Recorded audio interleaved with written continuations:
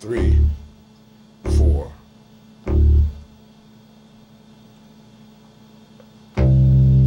A new sound.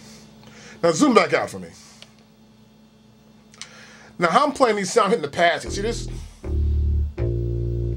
Now those pads are actually being triggered by my finger, but I'm sending the MIDI information from these pads directly to my Korg Triton.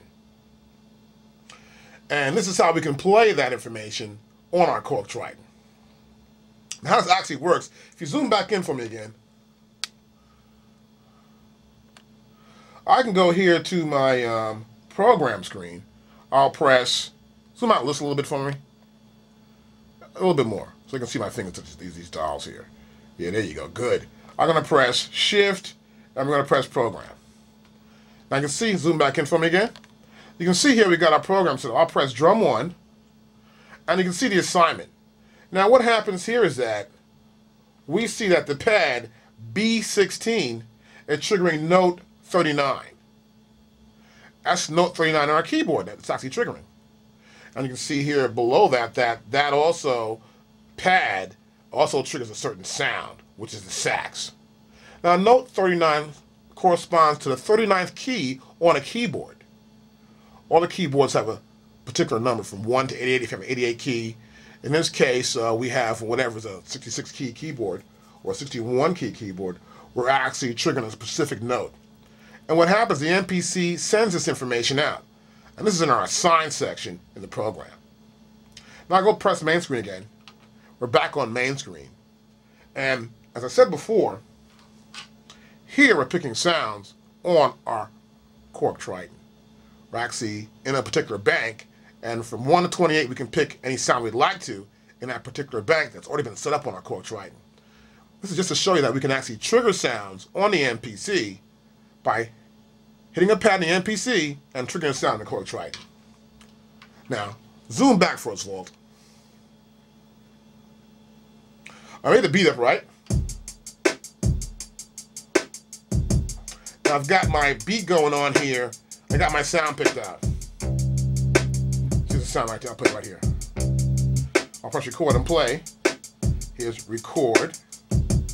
And I'll press this and play start. 1, 2, 3, 4.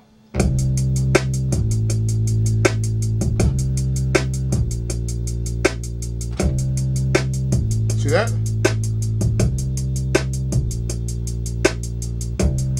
So I'm actually triggering sound in the Korg Triton.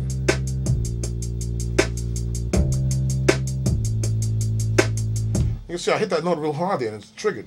Now if we zoom back here to the front of our view here on our MPC, I'll press step and I'll move to the very first note. See that first note there?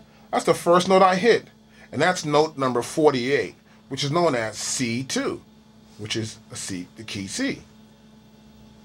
And then this is D. This is our duration. That's how long I held that note down for.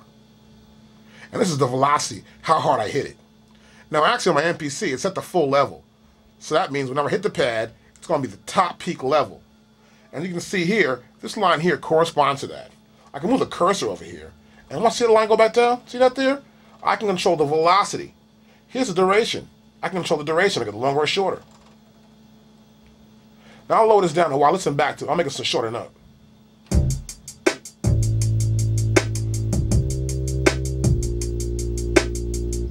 See? I cut that first note down. It was very short. Go back to step, and you can see this first note is very short compared to what it actually was in the beginning. I'll raise this back up. I want to make that note have a longer duration. This way, it'll last longer. Give me that real woo. Here we go.